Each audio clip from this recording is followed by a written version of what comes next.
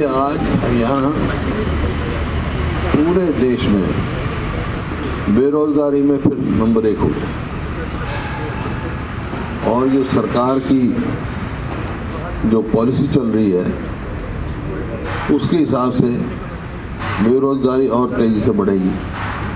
एक तो रोजगार जो है सबसे ज़्यादा कृषि क्षेत्र में मिलता है, किसान बैठे हैं हड़ताल पे, वहाँ बेरोजगारी है। लेकिन सरकार ने भी खास तौर पे हरियाणा निवासियों की, जैसे अभी बिजली कंपनियों में जो इन्होंने SDO भर्ती करे, 99 में से 90 भर्ती किए, 9 वेटिंग लिस्ट हैं, उसमें से केवल 22 हरियाणा के जनरल कैटेगरी,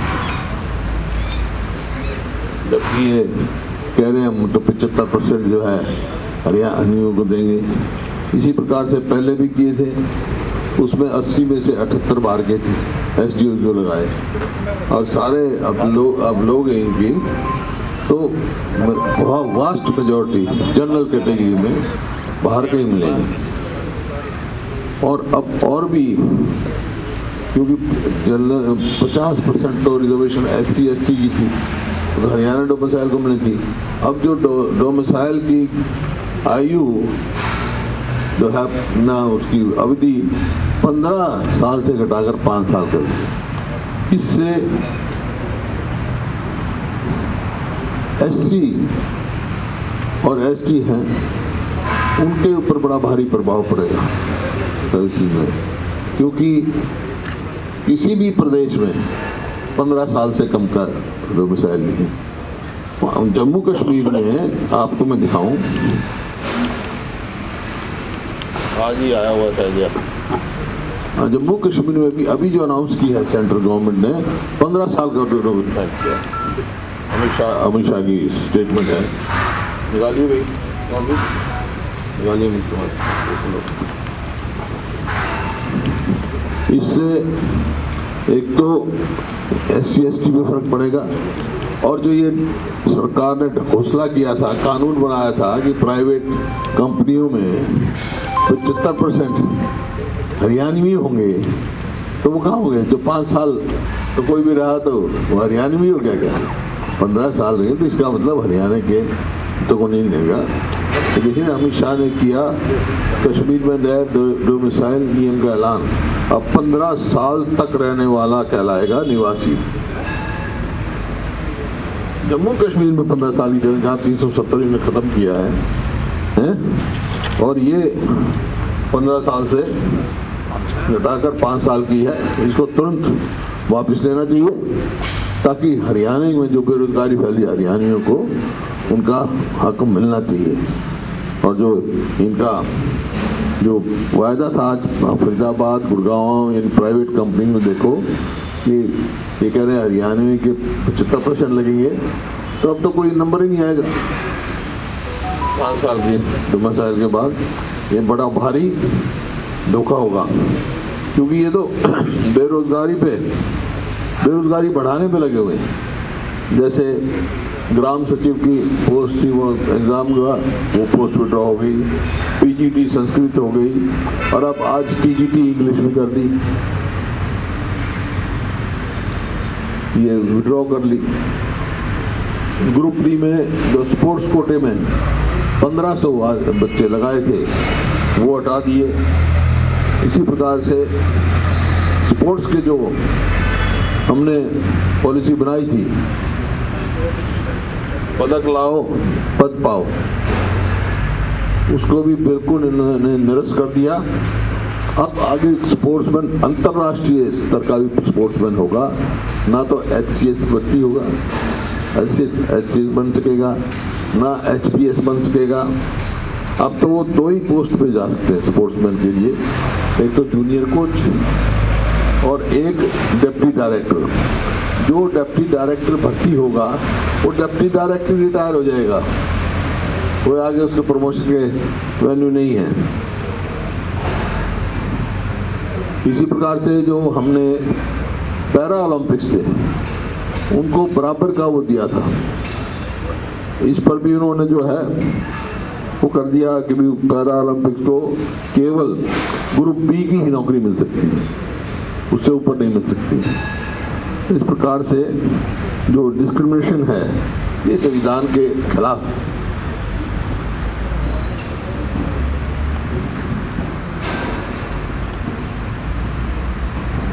महंगाई, जैसा मैंने कहा कि महंगाई बढ़ रही है, रोज डीजल पेट्रोल के भाव बढ़ रहे हैं।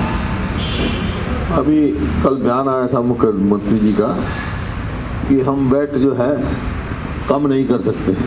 भाई वो सेंटर के तो इनके हाथ में नहीं, कम से कम अपना वैट तो कम करो।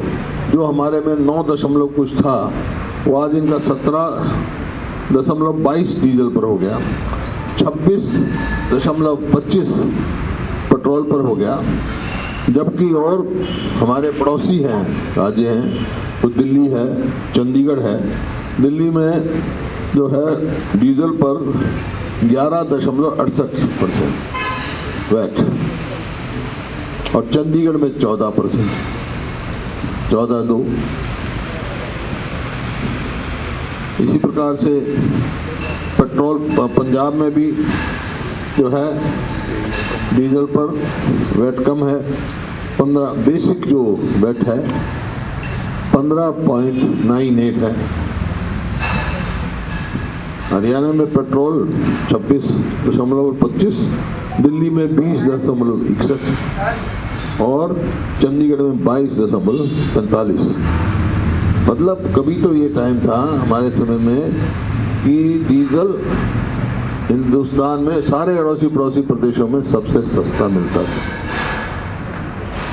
हरियाणा का आपके समय था और अपना क्या है वो हरियाणा में हमारे समय में जो वैट था डीजल पे वो 9.24 था शायद, अब 17.22 कर दिया, ऑलमोस्ट डबल कर दिया इन्होंने। तो अब इतना बोझ पड़ रहा है, जो महंगाई है वो और ज़्यादा बेरोजगारी लाती है, तो इनको तुरंत वापस लेना चाहिए। कोरोना काल रहा है, लोग बेरोजगार रहे हैं, मदद करने की चाहिए और टैक्स पे टैक्स नहीं ठोकना चाहिए इनको, उनकी मदद करनी चाहिए इनको।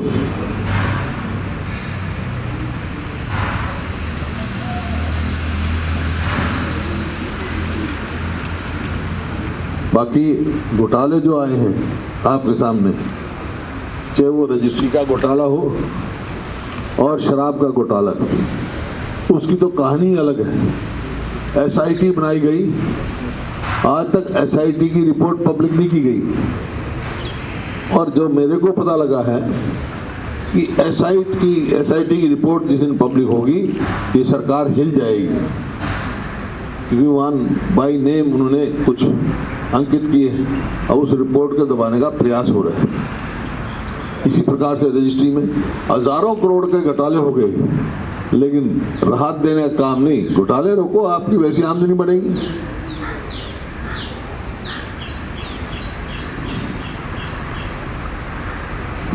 और इतने दिन से किसान बैठे हैं,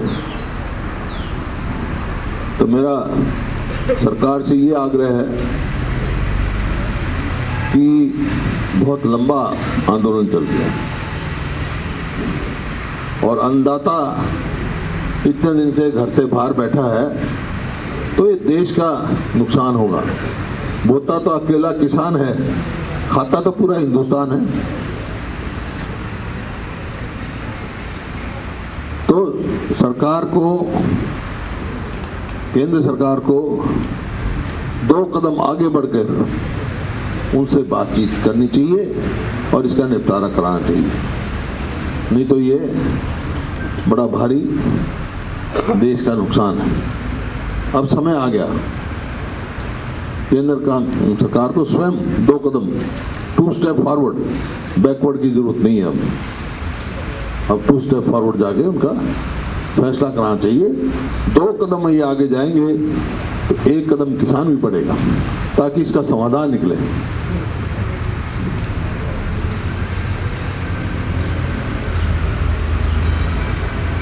वो सर 2 कदम क्या हो सकते हैं?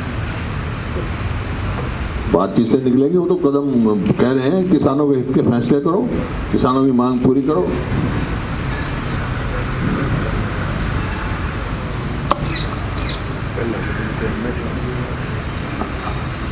अब जो पेट्रोल डीजल और बेरोजगारी का तो ये हाल है, कोई 1.5 लाख के करीब जो सैंक्शन पोस्ट है हरियाणा गवर्नमेंट की, वो भी खाली पड़ी है, उनको भी भरने का प्रयास नहीं किया जा रहा है। 1.5 लाख के करीब। हाँ, क्या पूछे था? सर, जो पेट्रोल डीजल की आपने बात की, उसमें उदाहरण आपने दिल्ली और चंडीगढ़ का दिया, लेकिन जो सरकार की बात आती है तो उसमें राजस्थान का और पंजाब का उदाहरण दिया जाता है, जहाँ कांग्रेस की सरकार। पंजाब में तो बेसिक वेट कम है, बेसिक वेट कम है। जो फर्क पड़ा है वो वेट के ऊपर जो उन्होंने बनाया ना, ये इनने माना 5% लगाया, उन्होंने 10% लगा दिया, इनने भी लगा रखा है, उसका ही अंतर है। बाकी बेसिक वेट पंजाब में कम है। सवाल ये है कि जब हमारी सरकार थी उस टाइम दिल्ली, चंडीगढ़, राजस्थान, पंजाब सबसे सस्ता था। बोर्ड लगाए थे, बोर्ड लगे हुए थे, ये पहले पंप पे लगे थे, सबसे सस्ता डीजल। आज ये जो तेजी से भाव बढ़ रहे हैं, इसका असर हर चीज पे पड़ रहा है। पेस्टिसाइड्स भी महंगा हो रहा है, खाद भी महंगा हो रहा है, तो कहीं तो राहत देने की हरियाणा सरकार तो पहल करे। केंद्रीय कृषि मंत्री है नरेंद्र तोमर, उन्होंने कहा है कि भीड़ इकट्ठी करने से कानून वापस नहीं हुआ करते, और ये भीड़ इकट्ठी कितनी भी कर लो ऐसे कानून वापस नहीं हुआ। ये तो कई बार हमने सुन लिया, वही मैंने कहा कि central government should step two steps forward. उकसाने की बजाय उनसे बात करने की, फॉरवर्ड लेनी चाहिए, बात करना चाहिए, तभी किसान भी एक कदम आगे जाएंगे। अब समय आ गया, बहुत लंबा समय हो गया, और ये देश के हित में नहीं है।